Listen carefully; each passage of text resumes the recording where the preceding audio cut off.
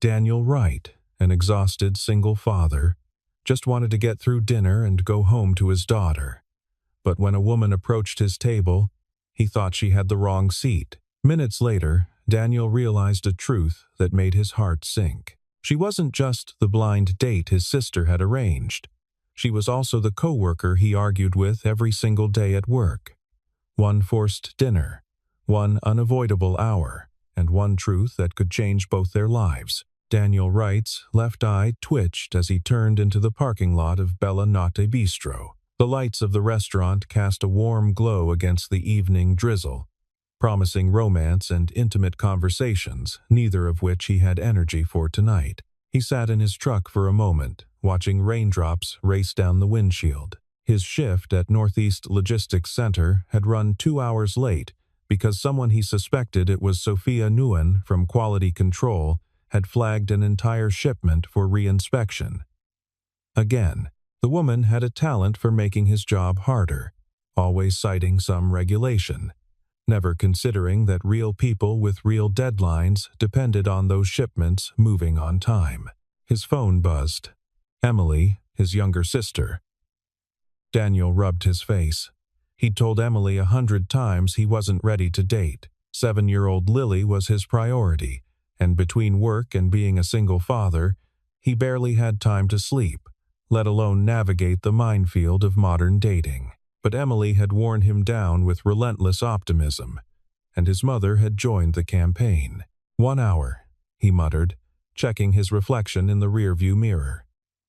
His hair was still damp from rain during lunch. The dark circles under his eyes told the story of too many sleepless nights comforting Lily after nightmares, too many mornings packing school lunches at dawn. He looked exactly like what he was. A 34-year-old man running on fumes. He stepped out into the cool April evening. The restaurant sat on a corner in downtown, its brick exterior wrapped in climbing ivy that glistened with rain. Through tall windows, he could see couples leaning toward each other over candlelit tables, their faces soft with affection or possibility. The sight made something in his chest tighten, not longing, exactly, but a dull ache for something he'd once had and lost. Inside, warmth hit him immediately. The air smelled of garlic, fresh bread, and something tomato-based that made his stomach growl. He'd skipped lunch to handle the shipment crisis. A hostess with a bright smile approached. "Good evening. Do you have a reservation?" "Right. Table for 2. She scanned her list. "Ah, yes. Your date called ahead. She's not here yet, but your table is ready. Right this way." Daniel followed her through the maze of tables, acutely aware of his work boots against the polished floor, his flannel shirt among the button-downs and blazers. The hostess led him to a corner table with a good view of the entrance and the street beyond. A single candle flickered in a glass holder, casting dancing shadows across the white tablecloth. "Your server will be right with you. Can I start you with some water?" "Please." She left, and Daniel sank into his chair with a quiet sigh. He pulled out his phone to look at his lock screen, a photo of Lily from last weekend at the park, gap-toothed and laughing, her dark curls wild around her face. That smile was worth every exhausted moment, every sacrifice. He set the phone face down and looked around. The restaurant was busier than expected for a Thursday night. To his left, an elderly couple ate in comfortable silence, sharing a tiramisu. To his right, a younger pair talked animatedly, their hands gesturing as they debated something with mock seriousness. Everyone seemed to belong here except him. A server appeared, filling his water glass. "Good evening, sir. My name is Marcus, and I'll be taking care of you tonight. Can I get you something from the bar while you wait?"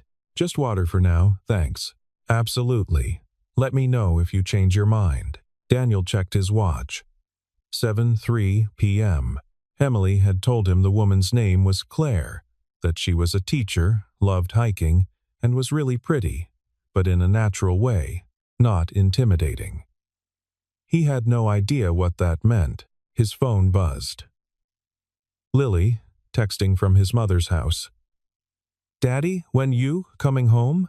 He smiled, despite his fatigue, and typed back. "Late tonight, baby. Grandma's going to tuck you in. Be good. Love you." "Love you more," came the instant reply, followed by 3 heart emojis. The warmth in his chest pushed back against exhaustion. This was why he did it all: the overtime, the arguments with quality control, the nights falling asleep on the couch in his work clothes. For her, he looked up to scan the entrance again and froze. A woman had just walked through the door, shaking rain from a navy blue coat. Even from across the room, even with her back partially turned as she spoke to the hostess. Something about her posture, shoulders back, chin slightly raised, sparked recognition. No, it couldn't be. But as the hostess gestured toward the dining room and the woman turned, Daniel's stomach dropped. Sophia Nguyen stood in the entrance, her dark hair pulled back in a sleek ponytail, her eyes scanning the tables. She wore a fitted emerald sweater that was decidedly not her usual professional blazer, and there was something different about her face, softer somehow, though her expression remained serious as she searched the room. Daniel gripped the edge of the table. This couldn't be happening. Of all the restaurants in the city, of all the nights, of all the cosmic jokes the universe could play, their eyes met. He watched the recognition hit her like a physical force. Her eyes widened, her lips parted in surprise, and for a moment she looked like she might turn and walk straight back out into the rain. The hostess said something to her, gesturing toward Daniel's table. Sophia shook her head once, sharply, but the hostess, clearly confused, checked her list and gestured again, more insistently. Daniel couldn't move. Couldn't think. His mind raced through the past few months of interactions with Sophia. Every terse email about protocol violations. Every tense meeting where she'd questioned his decisions. Every time he'd walked away from a conversation with her, feeling like he'd been put through a professional wood chipper. Sophia walked toward his table with deliberate steps, someone approaching an execution. Her own or his, he wasn't sure. Her face had composed itself into that neutral mask she wore at work, but he could see the tension in her jaw, the way her hands clutched her small purse too tightly. She stopped at the edge of his table. For a long moment, neither of them spoke. "You've got to be kidding me," Daniel finally said, his voice low. Sophia's eyes flashed with something: anger, maybe, or disbelief. "This is Anna's idea of a perfect match." "Anna?" Sophia repeated, still standing at the edge of the table. "Anna Park? Your sister's best friend?" She said. She stopped, closing her eyes briefly. When she opened them again, her professional mask had cracked just enough to show genuine frustration beneath. "She told me I'd be meeting someone named Daniel who worked in logistics." She failed to mention it was Daniel Wright. "Emily," he said flatly. "My sister Emily. She set this up with your friend Anna." The pieces clicked together with an almost audible snap. Emily and Anna had been friends since college. They'd stayed close even after Anna moved to Seattle. And now, apparently, they'd decided to meddle in the most spectacular way possible. "They set us up," Sophia said, her voice carefully controlled, though Daniel could hear the edge beneath it. "On purpose. Looks like it." Marcus, the server, appeared with impeccable or perhaps unfortunate timing. "Ah, wonderful. Your party is complete. May I start you with some wine? We have an excellent Chianti that pairs beautifully with our pasta dishes." Sophia and Daniel both stared at him. Marcus's smile faltered. "Or perhaps a moment to look over the menu?" Actually, Sophia started. "We're fine," Daniel cut in, surprising himself. "Just water for her too, please." Marcus nodded and retreated with the speed of someone sensing danger. Sophia's eyes narrowed. "Don't make decisions for me." "I wasn't. I was buying us 30 seconds to figure out what we're doing here. What we're doing is leaving." Sophia turned, ready to walk away. "Wait." Daniel didn't know why he said it. Maybe because exhaustion had finally broken something in him. Or maybe because walking out would mean admitting defeat to Emily's scheming. Just hold on. Sophia turned back slowly. Why? Why? So we can sit here and argue about warehouse protocols over breadsticks? So you can tell me again how my excessive quality standards are ruining your efficiency metrics?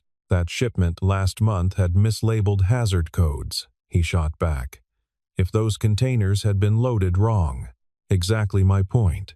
If I hadn't caught it, but you did catch it. Along with 50 other violations that turned out to be paperwork typos. You flagged an entire week's worth of shipments because someone used the wrong date format. Sophia's hands, which had been gripping her purse, moved to her hips.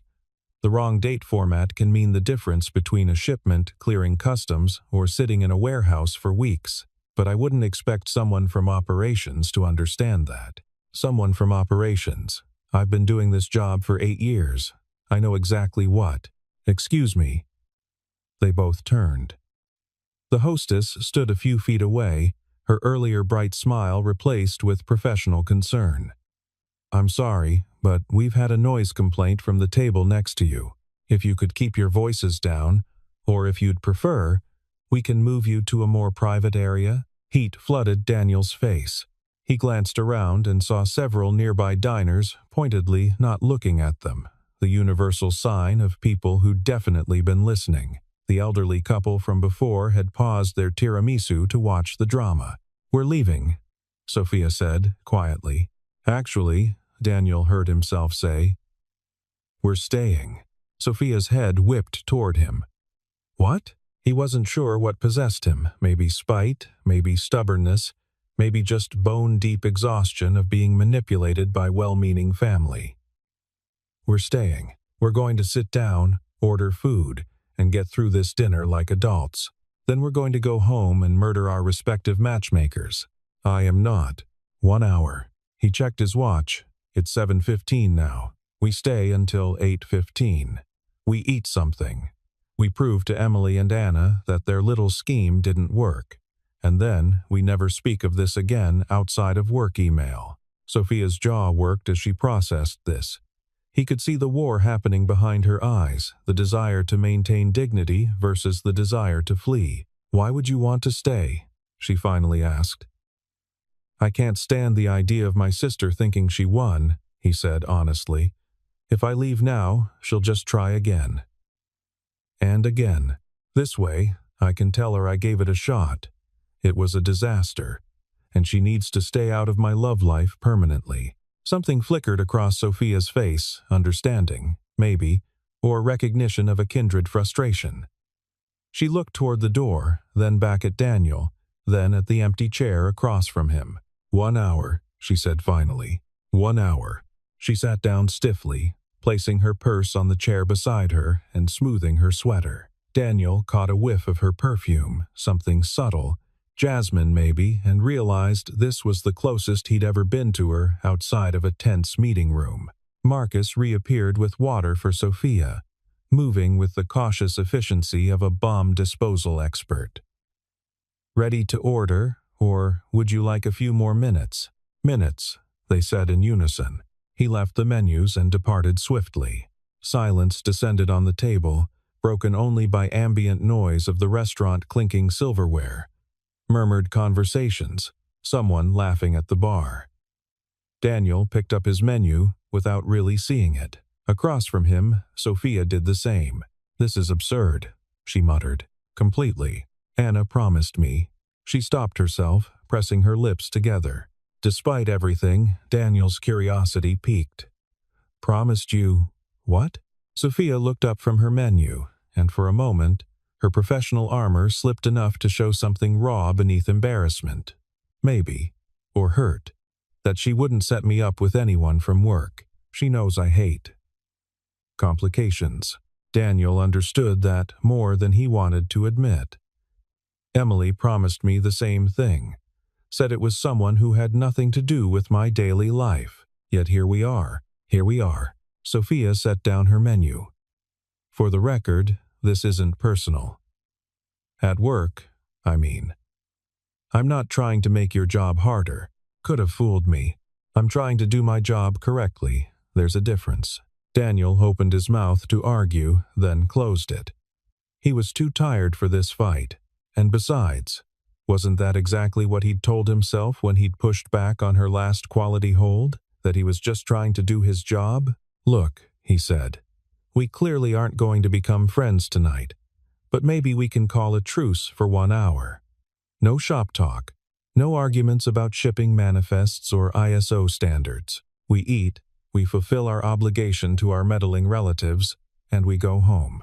Sophia studied him for a long moment. Then, surprisingly, she nodded. Truce. They picked up their menus again, this time actually reading them. Daniel scanned the pasta dishes, his stomach reminding him loudly that he'd skipped lunch. The carbonara here is supposed to be good, Sophia said quietly. He looked up. You've been here before? Once. For a work dinner last year. She paused. The ravioli was good too, if you like ricotta. It was the most civil thing she'd ever said to him. Daniel nodded slowly. Marcus returned, somehow sensing the de-escalation. They ordered carbonara for Daniel, mushroom ravioli for Sophia, a bottle of sparkling water to share because the moment felt too fragile for alcohol. When the server left again, Sophia folded her hands on the table and looked at Daniel directly. So, 1 hour? What do we talk about? That was the question, wasn't it? They had 60 minutes to fill and a lifetime of antagonism to navigate around. How about, he said carefully, we start with why our friends thought this would be a good idea. Sophia's laugh was sharp and humorless. Anna thinks I need to loosen up. Her words. She's been on a mission to fix my life ever since her wedding last summer. Emily thinks I'm going to die alone and sad if I don't put myself out there more. He made air quotes. Never mind that I'm perfectly fine. Are you? The question came out before Sophia seemed to mean it to. She blinked, surprised at herself. Sorry. That wasn't. No, it's fair. Daniel leaned back in his chair. Am I perfectly fine? Probably not. But I'm functional. I'm managing. That counts for something. Sophia was quiet for a moment. Then, Anna doesn't understand that functional is sometimes the best we can do. There was something in her voice, a weariness that matched his own. Daniel looked at her, really looked at her, and saw for the first time that the woman who'd made his professional life difficult for months had the same shadows under her eyes that he did. So we're both here under duress, he said, both determined to prove our matchmakers wrong. Apparently. Well then. Daniel raised his water glass. To 1 hour of mutually assured survival. Sophia hesitated, then picked up her own glass. The corner of her mouth twitched, not quite a smile, but close. To survival. Their glasses clinked softly, and for the first time since she'd walked through the door, Daniel thought maybe they'd both make it through this dinner alive. The bread arrived a basket of warm focaccia with olive oil and balsamic vinegar. Daniel reached for a piece at the same moment Sophia did, and their hands nearly collided over the basket. They both pulled back. Go ahead, he said. No, you, I insist. Sophia took a piece with efficiency. She tore it in half and dipped one piece in the oil. Daniel followed suit, and for a moment, they ate in silence. I can't believe they did this, Sophia said suddenly. She'd set down her bread and was staring at the candle flame. Anna knew I didn't want to be set up with anyone from work. We had an entire conversation about it. When did she ask you? 3 weeks ago. She called me out of the blue, all excited about this great guy she wanted me to meet. Said he was stable, hard-working, good with. She stopped abruptly, her jaw tightening. It doesn't matter what she said. The point is, she lied. Daniel processed that. 3 weeks ago, that would have been right around when Emily had started her campaign. Emily started working on me about a month ago, he said. Subtle at first, asking if I'd thought about dating again, if I was lonely. Then she got more direct. He pulled out his phone and scrolled to Emily's messages. "Look at this." Sophia leaned forward, reading. Her eyebrows rose. "Daniel, you're going to die surrounded by shipping containers if you don't let people in." She has a flair for the dramatic. Anna's friend is exactly your type. She's organized, responsible, and actually owns real furniture, unlike your sad bachelor apartment. Sophia looked up. "Your sister called your apartment sad. My sister has opinions about everything." He pocketed the phone. "Let me guess, Anna had similar things to say about your life?" A flush crept across Sophia's cheeks. She may have implied that I'm too focused on work, that I use rules and standards as a way to avoid emotional vulnerability. Ouch. Yes. Well. Sophia took another piece of bread, tearing it with more force than necessary. Anna got married last July. Ever since then, she's decided everyone else needs to be in a relationship too. Never mind that some of us are perfectly content being single. Are you? The question hung between them. Sophia looked at him sharply, as if trying to determine whether it was a challenge or genuine curiosity. "I'm focused," she said finally. "There's a difference. I have goals, career progression. I'm working toward my certification as a lead auditor, which requires specific experience and documentation. I don't have time for distractions, and relationships are distractions. In my experience, yes." Their entrees arrived. Marcus set down the plates with a flourish. Daniel's carbonara steaming with ribbons of pasta coated in creamy sauce. Sophia's ravioli arranged artfully in brown butter with sage and pine nuts. "Anything else I can get for you?" Marcus asked. "We're good," Daniel said. When the server left, they both picked up their forks. Daniel twirled pasta onto his and took a bite. The carbonara was rich and perfectly seasoned. Across from him, Sophia cut into a ravioli, and he caught the briefest flash of pleasure on her face as she tasted it. "Good?" he asked. "Very." They ate for a few minutes in silence, but it was different from the tense quiet of before. This felt more like mutual agreement than standoff. "Can I ask you something?" Sophia said eventually. "Sure. That shipment last month, the one with the hazard codes. Were you actually angry about the delay, or were you angry that I was right?" Daniel set down his fork. The honest answer required more vulnerability than he'd planned to offer tonight. But something about the way she'd asked direct but not accusatory made him consider it. "Both," he admitted. "The delay cost us a client deadline. My manager was furious. But yeah, part of it was pride. I'd signed off on those manifests. I should have caught the error." Sophia nodded slowly. "I wasn't trying to make you look bad. I know that now. But in the moment? It never is. Personal, I mean." She pushed a ravioli around her plate. "I learned early in my career that cutting corners, even small ones, leads to bigger problems down the line. My first job out of college," Sophia continued, "I worked for a small freight company. We had a manager who always pushed to move shipments faster, skip steps, fudge documentation. I was young and wanted to be a team player, so I went along with it." Daniel waited. Sophia's expression had gone distant, her eyes fixed on something beyond the restaurant. "One of those shipments caught fire in transit," she said quietly. "Improperly labeled lithium batteries. The driver was injured, second-degree burns on his hands and arms. The company got sued, lost their certification, went under within a year, and all of it could have been prevented if someone had followed protocol. Jesus. So when I flag something that seems minor, like a date format or a mismatched code, I'm not trying to be difficult. I'm trying to prevent the next fire." She looked at him directly. "I'm trying to make sure no one else gets hurt because someone decided efficiency was more important than accuracy." Daniel absorbed that. It reframed every frustrating email, every delayed shipment, every argument they'd had over the past 6 months. She wasn't the enemy, she was someone who'd learned the cost of mistakes in the harshest way possible. "I'm sorry," he said, "for assuming you were just being difficult for the sake of it. Sophia's eyebrows rose. Did you just apologize to me?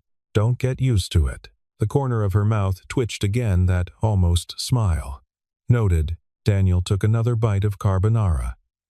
For what it's worth, I'm not actually opposed to following procedure. I know the rules exist for good reasons. It's just my job is about keeping things moving. When operations gets behind, everything backs up. Drivers wait. Clients complain. My manager starts asking why I can't solve problems faster. So you cut corners. So I try to find the fastest path that's still compliant. And sometimes I get it wrong. Sophia studied him. You know what Anna told me about you? When she was trying to convince me to come tonight. What? She said you were one of the good ones. Hard-working, responsible, dedicated. She said you'd been through a lot, but hadn't let it make you bitter. Sophia paused.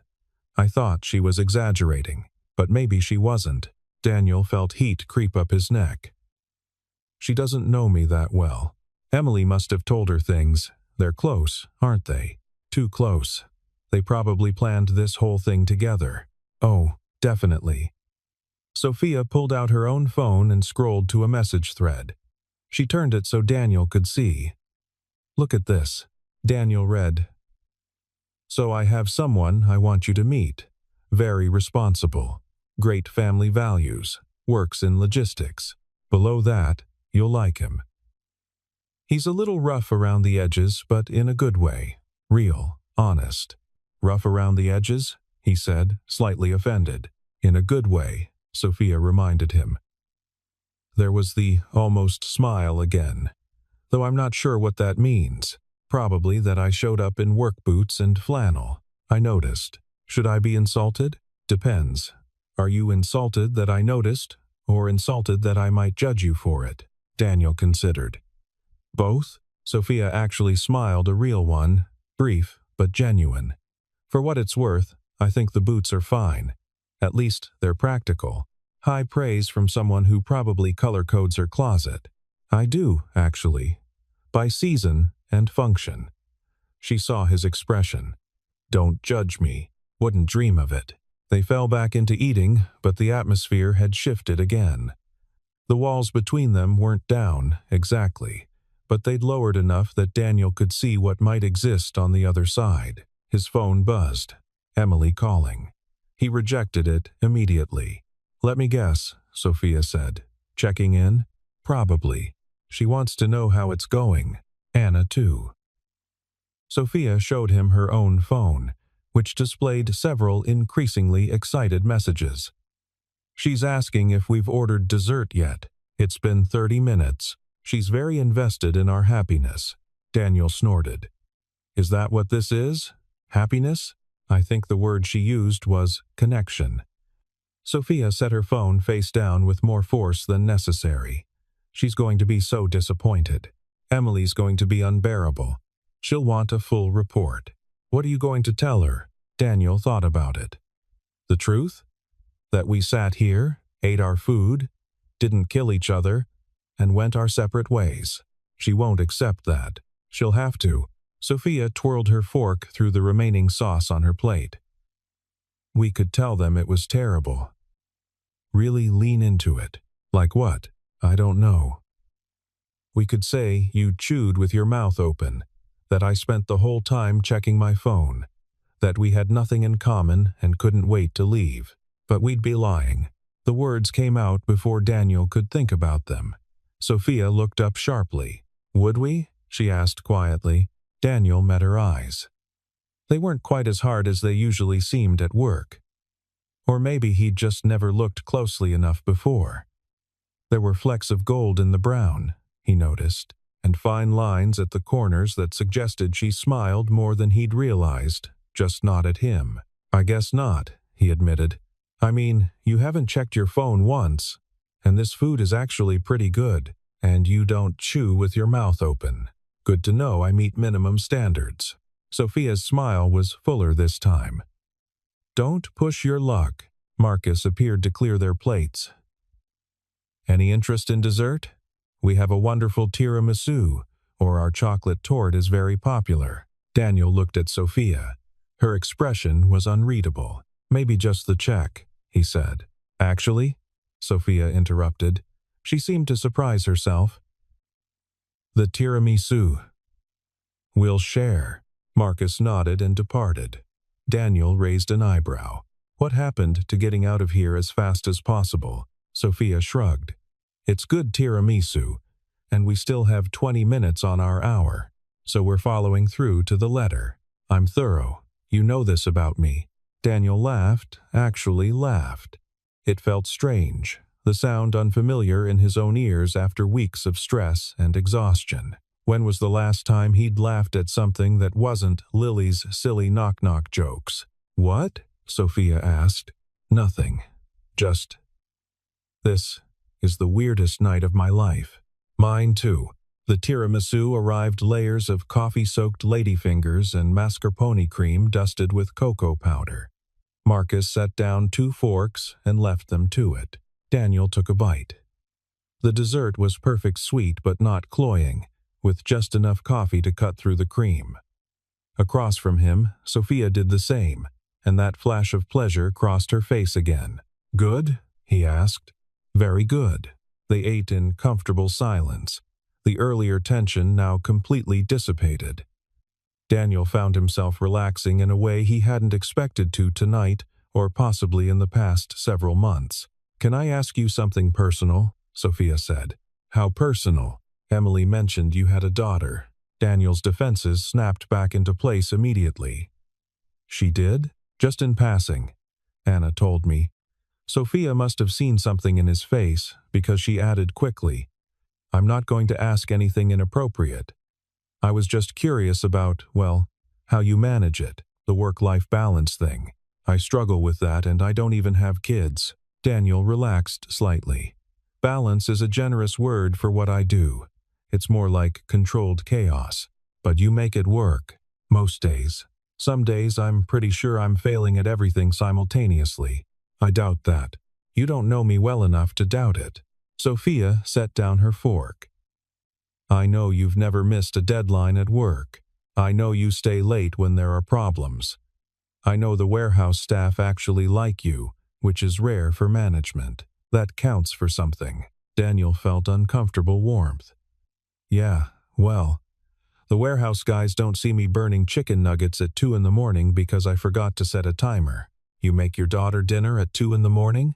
Sometimes she has nightmares. Food helps her calm down. He paused. That was probably too much information. No, Sophia said quietly. It wasn't. They finished the tiramisu. Daniel checked his watch. 8:17. They'd exceeded their hour by 2 minutes. I should probably go, he said. Early morning tomorrow.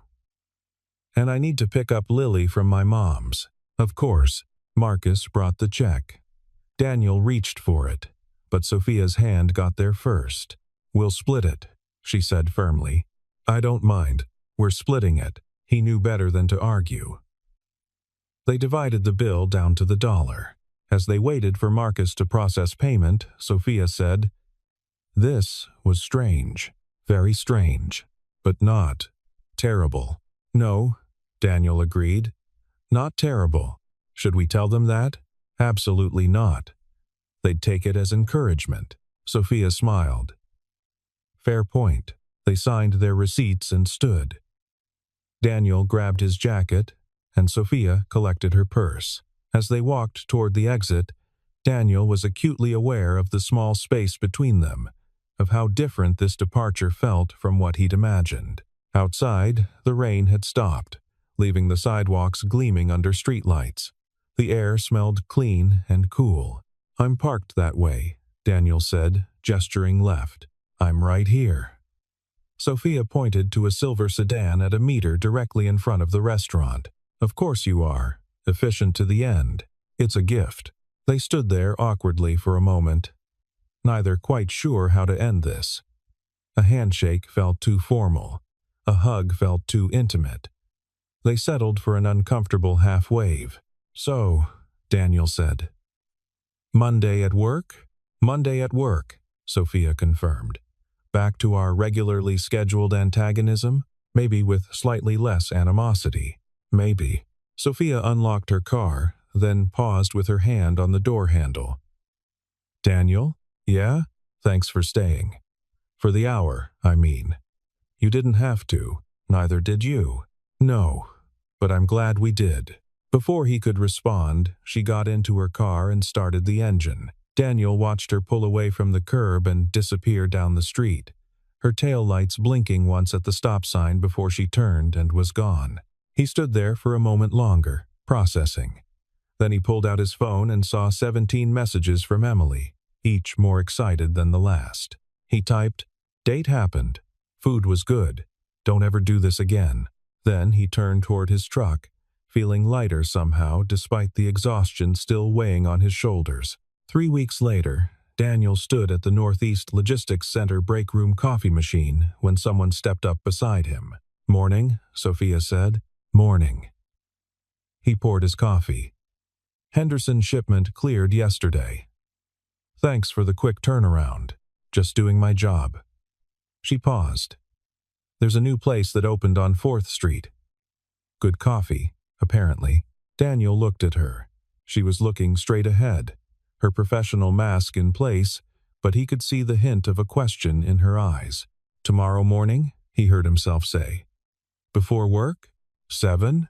7 works. Saturday morning arrived with the chaos Daniel had forgotten. Lily appeared in his bedroom doorway at 8:47 a.m., already dressed in her soccer uniform. "Daddy, we have to leave in 13 minutes or we'll be late." Daniel shot upright. "What?" "Soccer." "Right. Yes, you forgot." "I didn't forget. I just temporarily didn't remember. That's what forgetting is." The drive to Riverside Community Fields took 12 minutes, 4 minutes late for warm-ups. Lily bolted from the truck, running toward her team. Daniel followed with Lily's water bottle and a folding chair. The morning was cool but promised warmth later. Other parents had already claimed spots along the sideline. He found an empty spot near midfield and set up his chair. Around him, parents chatted. Daniel nodded politely while scanning the field for Lily. She joined her team near the far goal, where they were doing stretches led by No. Daniel's brain short-circuited. Sophia stood in front of the girls, demonstrating a quad stretch, her dark hair pulled back in a high ponytail. She wore black athletic pants and a blue coaching shirt that matched the team colors. This couldn't be happening. Sophia was Lily's soccer coach. How had he not known this? How had Lily never mentioned her coach's name? "Daniel?" He turned. Sophia stood 5 feet away, having crossed the field. She looked equally shocked. "You're," she started. "Lily's dad." He finished. "Yes, Lily." Sophia's eyes went wide. "Lily, right. I never made the connection. She's talked about you. About her coach. She loves soccer. She just never mentioned." He gestured helplessly. "I don't use my last name with the kids. Too formal. I'm just Coach Sophie." Sophia glanced back at the team. "This is complicated?" That's one word for it. A whistle blew. The referee was calling the teams together. Sophia looked torn. "I have to. Go, coach." "We'll talk after?" She nodded and jogged back to the team. Daniel sank into his chair, mind reeling. The game started. Daniel tried to focus on Lily, but his eyes kept drifting to Sophia on the sideline. She was good with the kids, patient but firm, encouraging without coddling. When one girl fell crying, Sophia knelt beside her, speaking in calm tones until the tears stopped. When another scored a goal, Sophia's celebration was genuine and enthusiastic. This was a side of her he'd never seen. At work, she was all professional precision. Here, with the kids, she was fully present and surprisingly warm. Lily played defense, her face scrunched in concentration. At halftime, when the girls crowded around Sophia, Lily was right in front, asking questions and nodding seriously. Daniel's chest tightened. Lily loved her coach. If things between Daniel and Sophia didn't work out, would it affect Lily's team? The second half was intense. With 10 minutes left, the ball came to Lily. She trapped it the way Sophia must have taught her, looked up, and kicked it forward to a teammate who scored the tying goal. Daniel jumped to his feet, cheering. On the sideline, Sophia was celebrating, clapping and shouting. When she glanced toward the parent section, her eyes met Daniel's. Then she smiled, a full, genuine smile that transformed her face. Daniel smiled back. The game ended in a tie. The girls lined up to high-five each other, then clustered around their coaches. Daniel waited near his truck, watching as Sophia addressed the team. Finally, the girls dispersed. Lily bounded over, sweaty and grass-stained and beaming. "Did you see my assist, Daddy?" "Coach," Sophie said, "I played excellent defense." "I saw." "You were great, baby. Can we get pizza? All the other kids are getting pizza." "Sure. Let me just—" He looked toward the field. Sophia was gathering equipment. Daniel walked across the field. Sophia looked up as he approached, the equipment bag slung over her shoulder. "Great game," Daniel said. "Thanks." The girls played well. Sophia's eyes dropped to Lily, who had followed. "Especially you, Lily. That assist was perfectly timed." "Thanks, Coach Sophie." "Did you know you work with my dad?" "That's so awesome. Can you come to pizza with us?" Daniel and Sophia both froze. "Oh, I don't want to intrude," Sophia started. "The team always gets pizza after games," Lily interrupted. "At Marco's. Everyone goes. You have to come." "Lily," Daniel said carefully, "Coach Sophie might have other plans. Do you?" Lily looked at Sophia with the kind of hopeful expression that could break hearts. "I." Sophia looked at Daniel, a question in her eyes. He could give her an out. Could suggest they talk later. Keep this boundary clear. But standing there in the bright morning sun, watching his daughter beam up at the woman who'd somehow become important to him, he found he didn't want to. "You should come," he said quietly. "If you want to." Sophia studied his face for a long moment. Then she smiled that full, genuine smile again. "Pizza sounds good." Marco's Pizzeria was chaos kids, running between tables, parents trying to maintain order. Constant din of conversation and laughter. Daniel found himself in a booth near the back, squeezed between Lily and the wall, watching as Sophia navigated the crowd of 7-year-olds vying for her attention. "Coach Sophie, sit with us," Lily had demanded. Before Daniel could intervene, Lily had dragged Sophia to their booth and shoved her into the seat across from them. Now they sat with 3 large pizzas spread across 2 tables the girls had pushed together. Lily and 3 teammates had claimed the adjacent table, which meant Daniel and Sophia ended up sitting across from each other with unexpected semi-privacy. "This is not what I expected when I woke up this morning," Sophia said. "Welcome to my life," Daniel replied. "Zero predictability. Constant noise. Sounds familiar. I manage that at work. Except here the chaos comes with more sticky fingers." As if on cue, Lily appeared, her hands covered in pizza sauce. "Daddy, can I have money for the game machine? You haven't finished your lunch. I had 2 pieces. Eat 1 more, then you can play." Lily sighed but returned to the adjacent table. Sophia smiled. "You're good at that." "At what?" "The dad thing. Setting boundaries but not being harsh." Daniel shrugged. "I'm making it up as I go. Some days it works. She's a great kid." "She is, isn't she?" The pride in his voice was undisguised. They fell into comfortable conversation. Sophia told him about starting coaching 2 years ago. Daniel told her about Lily's soccer obsession. The afternoon stretched on more pizza, more games, more laughter. As families started to leave, Daniel realized he didn't want it to end. This moment, this afternoon where his 2 worlds had merged without disaster, felt important. Outside in the parking lot, As parents loaded exhausted kids into cars, Sophia walked with Daniel and Lily to his truck. "Thank you for inviting me," she said. "Thank you for coming." They stood in the late afternoon sun, the parking lot emptying around them. "So," Sophia said.